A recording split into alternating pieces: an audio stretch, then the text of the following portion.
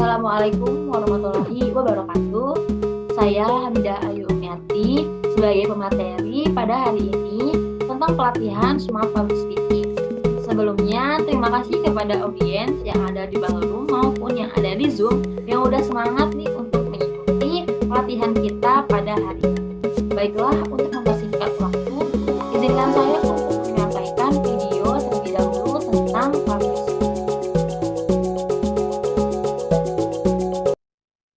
Mau itu di depan kelas, di rapat kepanitiaan, ataupun di lomba pidato waktu 17-an, ngomong di depan umum selalu jadi monster yang mengerikan.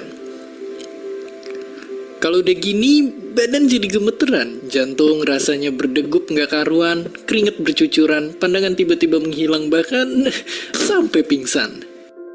Survei pun bilang, kalau ngomong di depan umum itu adalah hal yang paling ditakutin manusia. Lebih serem daripada ketinggian, serangga, dan atau kegelapan.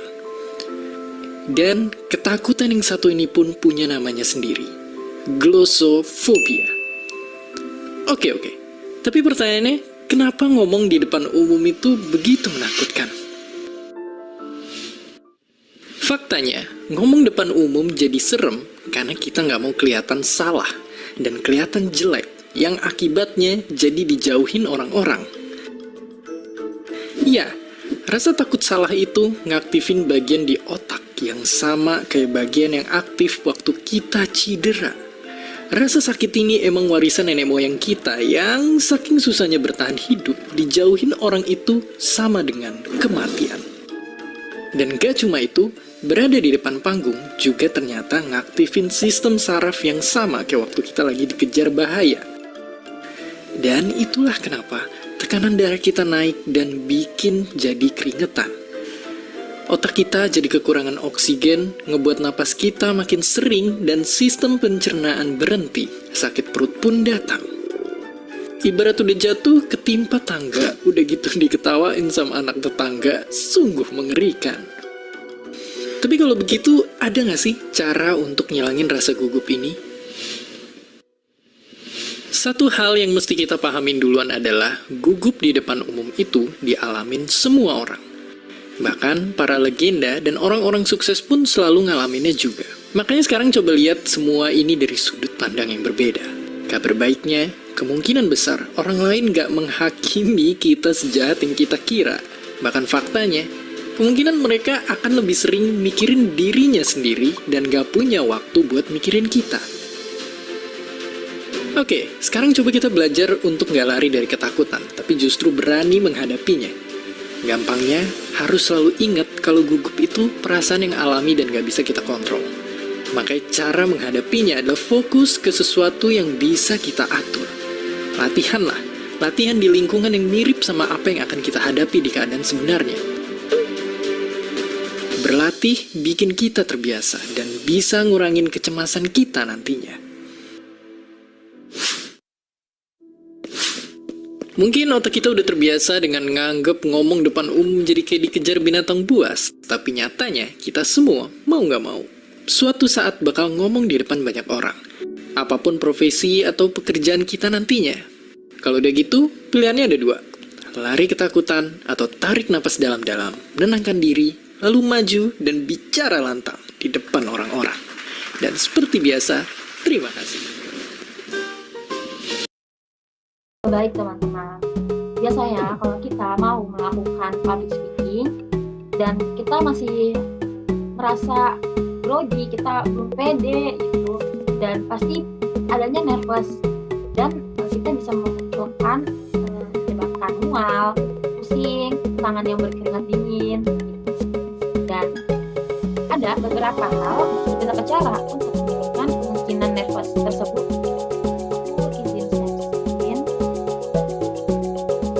Baik, teman-teman, sebenarnya itu nervous itu adalah tindakan yang normal karena nggak semua orang itu bisa percaya diri menyampaikan argumentasi dia, menyampaikan informasi yang dia punya, atau menyampaikan materi yang ia dapat. Dan orang yang seperti itu harus diapresiasi dan semua orang harus belajar untuk bisa menyampaikan public speaking tersebut. Dan bagaimana caranya untuk menurunkan nervous tersebut? Itu yang pertama ada persiapan yang matang. Persiapan apa? Persiapan dari diri kita sendiri maupun dari apa yang mau kita pendapatkan. Kalau kita mau presentasi, kita harus menyiapkan materi kita. Kalau kita mau berargumen, kita juga harus menyiapkan argumentasi kita. Salah tidak apa-apa, karena kita masih banyak belajar. Orang yang udah ahli dalam public speaking juga dia mempunyai tingkat kesalahan yang berbeda. Yang kedua, di sini ada menambah pengalaman dan berkembang. Menambah pengalaman dalam eksperimen dia berbicara di depan banyak orang. Karena semakin kita bisa berbicara dengan banyak orang, semakin kita bisa meningkatkan rasa percaya diri. Simpelnya, dengan kita bisa berbicara dengan teman sebaya kita, atau kita berbicara dengan orang tua kita, itu bisa meningkatkan rasa percaya diri kita yang tadinya kita malu-malu, kita bisa jadi berani. Dan tapi juga tetap saja walaupun kita sudah menambah pengalaman bicara atau kita sudah mempersiapkan apa yang sudah matang, pasti saat kita naik ke atas panggung dan kita melihat audiens yang begitu banyak, nervous akan tetap muncul. Tetapi nervous itu bisa kita kalahkan dengan aktivitas fisik. Apa sih aktivitas fisik itu seperti apa, Kak? Aktivitas fisik itu seperti kita tarik nafas yang dalam, terus selama 3-5 kali untuk menetralkan jantung kita, menetralkan rasa gugup dan rasa grogi kita. Dan yang kedua, kita bisa meminum air putih biar lebih tenang, karena air putih bisa menetralisir rasa gugup juga.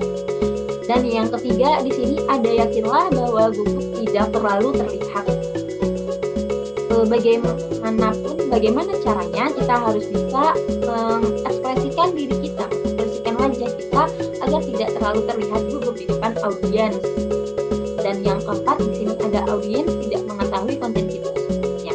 Betul, karena audiens itu datang untuk menerima apa yang kita sampaikan, apa yang pemateri sampaikan.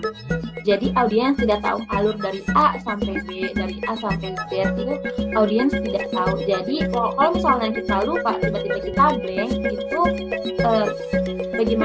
bagaimana caranya kita harus membalikkan situasi tersebut agar bisa terjadi lagi gitu. Oke, setelah yang tadi udah kita bahas gimana untuk mengurangi rasa nervous kita, aku punya video lagi tentang kita meningkatkan bagaimana cara kita untuk public speaking. Orang bisa ngerasa nggak nyaman sama ngomong di depan umum ini. Ya, ini biasa dipengaruhi oleh berbagai macam faktor, dan bisa aja nggak cuma faktor satu doang gitu, tapi bisa gabungan dari beberapa faktor, kayak misalnya keturunan, situasi, dan lain-lain. Jadi ya ada baiknya lo sendiri juga pelan-pelan ya, aware dan nyari tahu apa sih yang ngebuat lo ngerasa takut atau nggak nyaman sama public speaking. Karena pas lo udah mulai paham sama apa yang ngebuat lo takut, lo udah ngambil satu langkah buat pelan-pelan mengatasi rasa takut dan nggak nyaman buat public speaking itu sendiri. Oke, kita mulai ya. Pertama, pengalaman personal. Mungkin lo sering denger ya ucapan yang bilang kalau pengalaman kita adalah salah satu hal yang ngebentuk kita saat ini. Nah, kalau lo pernah ngalamin kejadian di mana lo ngelakuin public speaking dan ternyata hasilnya nggak oke, atau lo dapet respon yang buruk, hal ini biasanya bakal berkontribusi ke rasa takut dan cemas lo ke public speaking ke depan. Jadi ya ada baiknya lo coba buat refleksi sama pengalaman lo dulu. Ada nggak sih hal-hal dari pengalaman lo yang ngebuat lo jadi ngerasa nggak nyaman sama public speaking?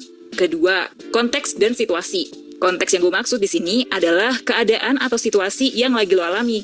Jadi bisa aja lo nyaman public speaking di konteks A, tapi nggak nyaman di konteks B. Misalnya nih, gue kenal nih beberapa orang yang nyaman banget mimpin diskusi bareng teman-temannya atau mimpin rapat organisasi pas kuliah.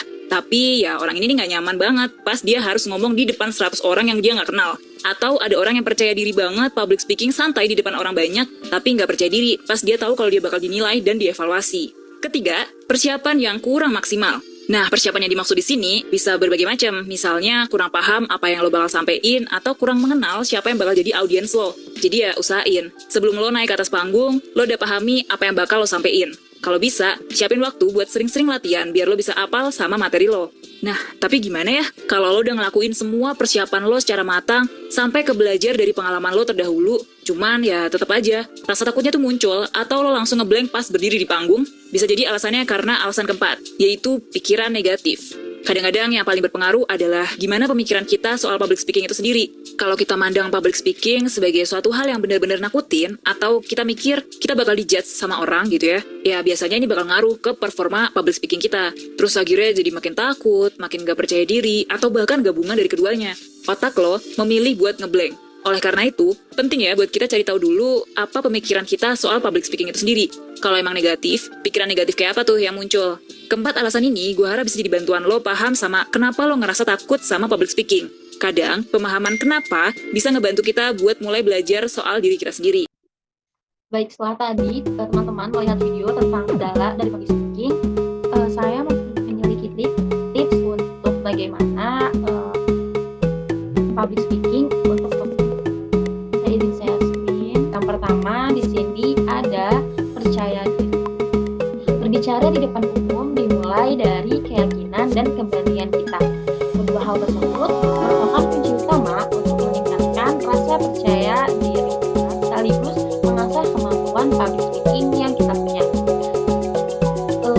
Kita harus yakin bahwa kita mampu mengeluarkan ide atau pendapat dengan kata yang mungkin dimengerti oleh banyak orang. Bagaimana tips untuk agar kita bisa percaya diri, yaitu dengan rutinlah berlatih selama 30 menit, minimal selama 30 menit dalam perharinya, sehingga hal tersebut dapat meningkatkan rasa percaya diri kita dan membantu kita dalam menguasai topik bahasan. Dan saat kamu berlatih, cobalah untuk menyampaikan presentasi bagaimana yang akan kamu lakukan pada hari-hari. Dan pastikan kamu telah menguasai materi dengan baik sehingga kamu bisa paham dan hafal di luar kepala. Dan penguasaan topik tersebut akan mendorong kamu berbicara dengan lebih percaya diri kepada audiens. Kamu juga dapat menunjukkan bahwa kamu mampu menyampaikan dan menjawab pertanyaan yang mungkin akan diajukan oleh audiens. Yang kedua ada lakukan kontak mata. Kontak mata ini bukan hal yang mudah untuk orang lain, terutama orang yang belum kamu kenal. Namun hal ini sangat penting dilakukan untuk meningkatkan kedekatan antara kamu dengan audiens. Cara ini juga sekaligus dapat meningkatkan dan meyakinkan audiens dalam mengenai materi pembicaraan. Dan jika kamu merasa gugup dengan memandang mata audiens secara langsung, kamu bisa alihkan tatapanmu ke bagian dahi atau batang hidung. Dan usahakan arah pandanganmu tidak hanya terfokus pada satu titik saja, melainkan menyebar ke sisi lainnya. Yang ketiga, ada bicara perlahan. Rasa gugup terkadang dapat membuat kamu kesulitan untuk menyampaikan informasi dengan lancar. Seperti kamu bisa merasa cemas, kamu bisa kehilangan kata-kata atau berbicara yang terlalu cepat, sehingga kamu bisa melewati poin-poin penting yang seharusnya kamu sampaikan. Alhasil, informasi tersebut sulit dipahami oleh para audiens. Dan untuk mencegah hal tersebut, pastikan kamu telah mempelajari teknik relaksasi terlebih dahulu. Seperti tadi, nafas beberapa saat, beberapa menit, atau memikirkan hal-hal positif yang bisa membuat, yang bisa menyenangkan, yang bisa membuat kamu ketegangannya hilang. Dan yang keempat, di sini ada perhatikan intonasi suara. Ini tak berbeda dengan kontak mata. Intonasi suara juga menjadi salah satu faktor kesuksesan public speaking. Meskipun tampak sepele ya intonasi suara ini, tetapi intonasi suara ini dapat mendorong rasa ketertarikan dan keyakinan yang dimiliki oleh audiens. Melalui intonasi, kamu juga bisa memberikan emosi dan perasaan kamu kepada audiens. Perasaan yang seperti apa berupa perasaan seperti semangat, rasa bahagia, dan sedih atau bangga yang berasal dari intonasi suara kamu yang akan menyalurkan perasaan kamu yang sama terhadap audiens tersebut.